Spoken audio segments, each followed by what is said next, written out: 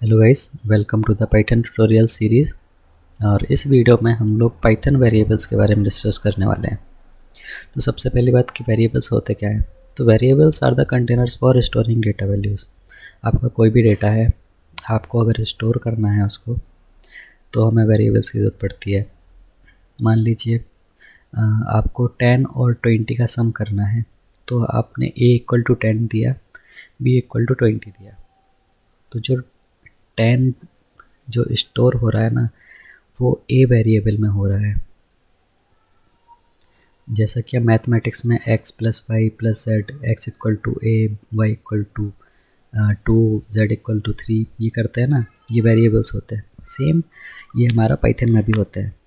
कुछ भी data store करने के लिए हम वेरिएबल्स का यूज़ करते हैं। तो अभी हम आपको एग्जांपल में बताएंगे कि एग्जैक्टली होते क्या है वेरिएबल, और हम कैसे डिक्लेयर करते हैं, कैसे यूज़ कर सकते हैं। ठीक है, चलिए देखते हैं फिर। तो हम कैसे क्रिएट कर सकते हैं वेरिएबल्स। पाइथन पे कोई कमांड नहीं होती है वेरिएबल डिक्लेयर करने के लिए। जैसे कि हम सी में या जावा में जैसे कि हमें कोई इंटीजर वैल्यू स्टोर करनी हो, तो हम लिखते हैं इंट ए इक्वल टू 10, 20, 30 जो भी है।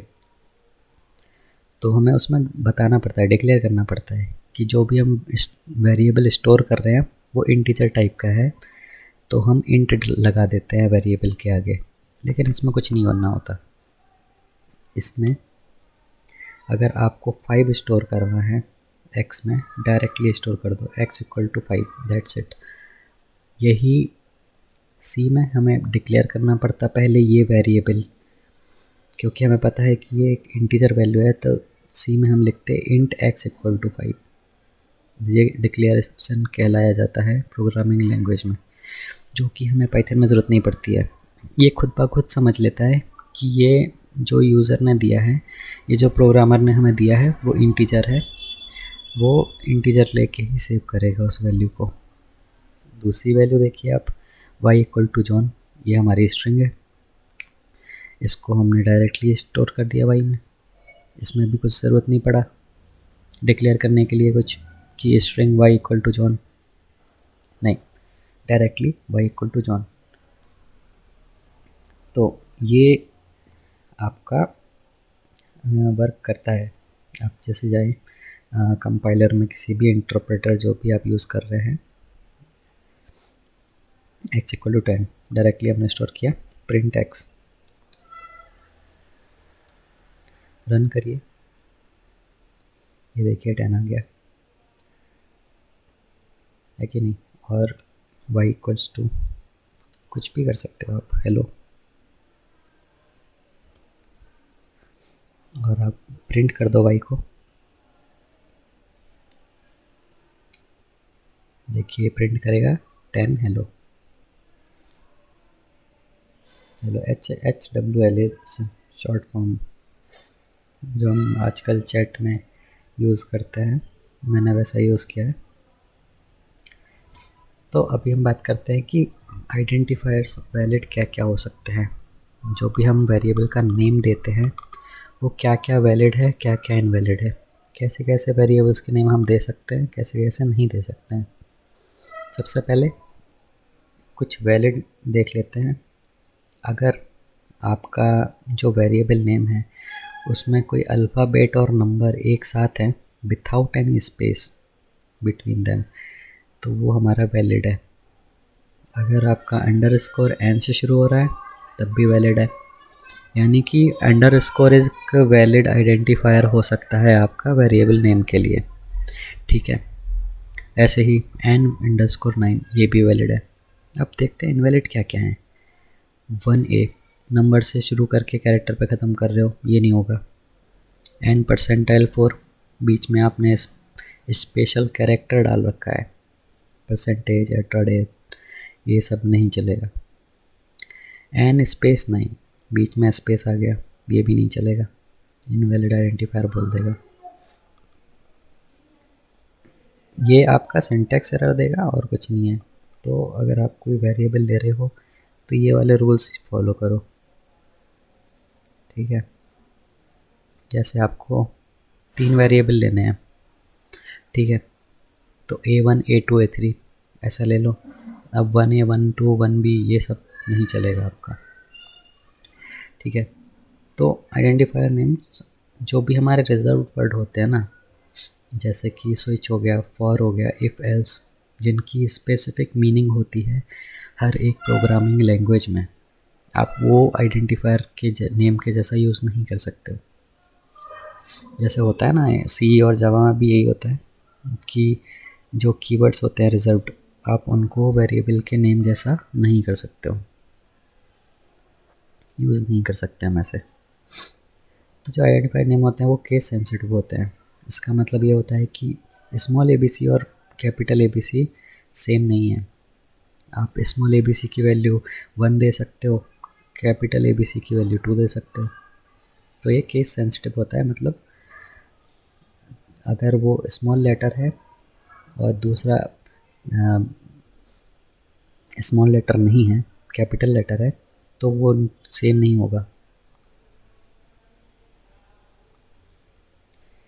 अब है ऑब्जेक्ट रेफरेंस। पाइथन में सर क्या होता है, हम कुछ भी करते हैं ना तो वो ऑब्जेक्ट्स, क्लास, इन सब में काम करता है, इसलिए हम पाइथन को ऑब्जेक्ट ओरिएंटेड प्रोग्रामिंग भी कहते हैं। तो जैसे कि हम कोई भी वेरिएबल अभी हम ऊपर डिक्लेयर कर रहे थे, A = 10, B = जॉन, तो ये सब ना ऑब्जेक्ट क्रिएट कर रहा है। A = 10 एक ऑब्जेक्ट है। वो ऑब्जेक्ट कैसे है, कौन सा ऑब्जेक्ट है, कौन सी क्लास का ऑब्जेक्ट है, ये सब हम टाइप फंक्शन यूज़ करके पता कर सकते हैं। ये type function built in function होता है पाइथन का, जो आपको चेक करके बताता है कि जो भी वेरिएबल आप यूज़ कर रहे हो वो किस ऑब्जेक्ट का है। जैसे कि हमने ये जॉन बनाया है एक ऑब्जेक्ट, ठीक है। फिर हमने देखा कि टाइप क्या है इस जॉन का, तो ऑब्वियसली बात है ये एक इंटीजर तो है नहीं, ये एक स्ट्रिंग है। तो आउटपुट में हमें मिल गया क्लास स्ट्रिंग, मतलब ये स्ट्रिंग ऑब्जेक्ट की क्लास है, स्ट्रिंग क्लास का ऑब्जेक्ट है, सॉरी। इसका मतलब ये जो जॉन है वो स्ट्रिंग क्लास का ऑब्जेक्ट है। अभी हम ये चेक करके बताते हैं। जैसे कि हमने AB को यहाँ पे डिक्लेयर कर रखा है। अभी अपने को चेक करना है कि जो हमारा x वेरिएबल है उसका टाइप क्या है। तो टाइप फंक्शन यूज़ करके उसके अंदर डाल दिया x, सेम हम y के लिए कर देते हैं। तो इस प्रोग्राम का गाइस आउटपुट क्या होगा, सबसे पहले x की वैल्यू 10 असाइन की, तो हमने प्रिंट कर दिया x, मतलब पहले 10 प्रिंट कर देगा।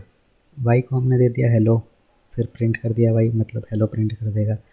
फिर हमने प्रिंट किया टाइप ऑफ x, तो ये जो भी x का टाइप होगा, x किस टाइप का है, अभी इंटीजर टाइप का है, तो वो क्लास इंटीजर हमारा रिटर्न करेगा। सेम जो टाइप फंक्शन y का है वो स्ट्रिंग क्लास को करेगा रिटर्न। तो चलिए रन करके देखते हैं। ये देखिए 10 किया, हेलो किया। अब ये वाला जो टाइप x है ना, इसने बताया कि ये इंटीजर है, सही बात है, x = 10 भाई इंटीजर है। दूसरा y = हेलो, ये देखिए str स्ट्रिंग है। अगर हम यहाँ पर 10.00 कर दें तो क्या करेगा, तब भी इंट करेगा नहीं, तब ये फ्लोट रिटर्न करेगा।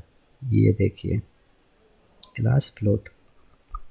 इससे हमें ये पता चलता है कि जो भी इंटरप्रेटर हो या जो भी हम यूज़ कर रहे हैं कंपाइलर, उसको पता है कि जो भी हमने लिया है वेरिएबल वो इंटीजर टाइप का है या किस टाइप का है, ठीक है। अगर अच्छा मैं आप लोगों को एक चीज़ और बताता हूँ।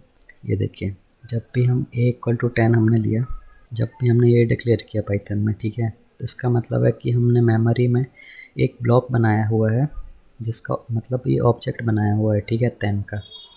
तो हो क्या रहा है, ए इस मेमोरी ऑफ ब्लॉक को रेफ़र कर रहा है। ये हमारी एक मेमोरी है, यहाँ पर आप समझ लो इमेजिनरी मेमोरी है ये, ठीक है। हमने A = 10 दिया, इसका मतलब ए हमारा रेफ़र करेगा इस मेमोरी ब्लॉक को जिसके अंदर वैल्यू 10 है। अब हमने क्या किया, एक और वेरिएबल डिक्लेयर कर दिया B = A। तो अब होगा क्या कि ये ऑब्जेक्ट तो हमारा पहले से ही बना हुआ है, तो ये पाइथन बोलेगा कि यार दूसरा ऑब्जेक्ट क्यों बनाना, उसी वाले को रेफ़र कर देते हैं। तो b=10 ना बनाकर उसने उसी वाले ऑब्जेक्ट को रेफ़र करना शुरू कर दिया। ऐसा क्यों हुआ? मान लीजिए कि आप एक कंपनी का सीईओ हो और आपको ईमेल भेजने के लिए एक बंदा चाहिए, ठीक है? आपने एक बंदा हायर कर लिया, वो आपका ईमेल भेज रहा है। चलिए, अब जब आपका काम हो रहा है, ईमेल भेजा जा रहा है, तो दूसरा बंदा आप उसी काम के लिए हायर क्यों करोगे? समझ रहे हो? वही इसने किया। ए को 10 के लिए रेफ़र कर रहा है जब ये ए, तो बी ने कहा कि मैं दूसरा ऑब्जेक्ट क्यों क्रिएट करूं, वही ऑब्जेक्ट को रेफ़र कर देता हूं। तो इससे क्या होगा, मेमोरी जो वेस्टेज है वो नहीं होगा। तो मेन बात यही है कि मेमोरी हमारा वेस्ट नहीं होगा। मेमोरी कॉम्प्लेक्सिटी जो भी रहेगी, स्पेस कॉम्प्लेक्सिटी, वो पाइथन प्रोग्राम की कम रहेगी। आप ये चेक भी कर सकते हो, जैसे कि हमने x=10 लिया, z=, चलिए यहाँ नहीं, हम नीचे भी कर सकते हैं। हमने कह दिया z=x। अब हम प्रिंट करेंगे z, तब भी तो वो 10.0 ही प्रिंट करेगा। ये देखिए, ये ऊपर वाला है, ये x है और ये z है, सेम ही रिटर्न कर रहा है ना। चलिए आगे बढ़ते हैं। Multi words variable name.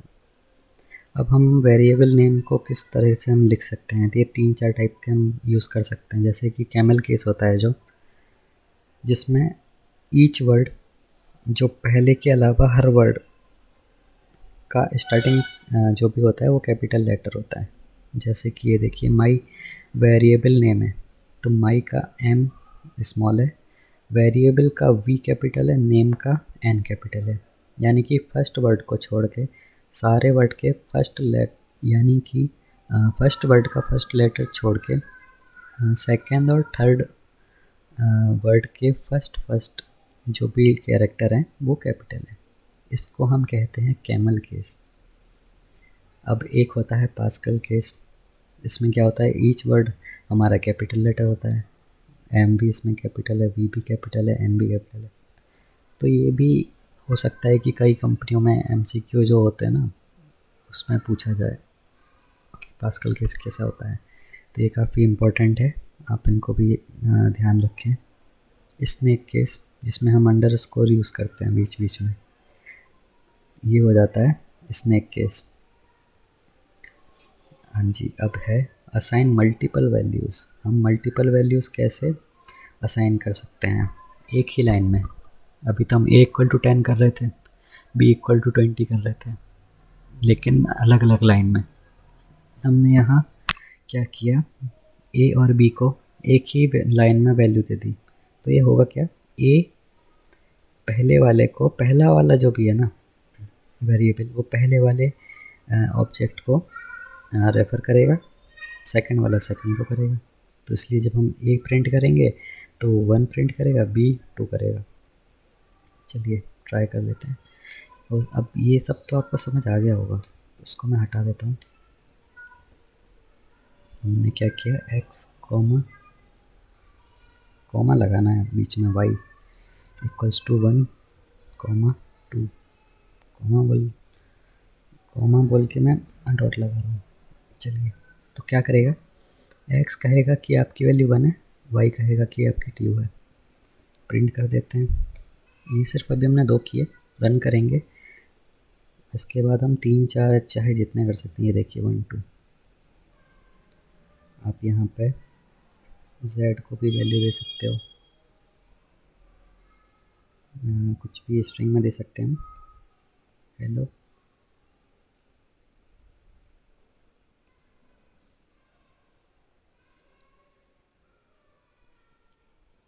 ये देखिए, ये वाली लाइन ने 1 प्रिंट किया, ये वाली ने 2, ये वाले ने हेलो।